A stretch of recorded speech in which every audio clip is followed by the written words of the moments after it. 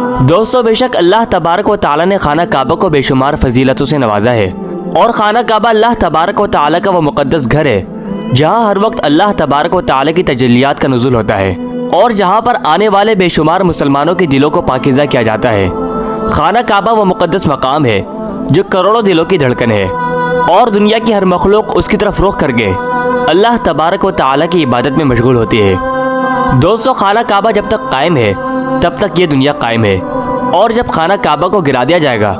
تو یہ دنیا بھی فنا ہو جائے گی۔ دوستو قرب قیامت میں ایک بدبخت حبشی ایسا ہوگا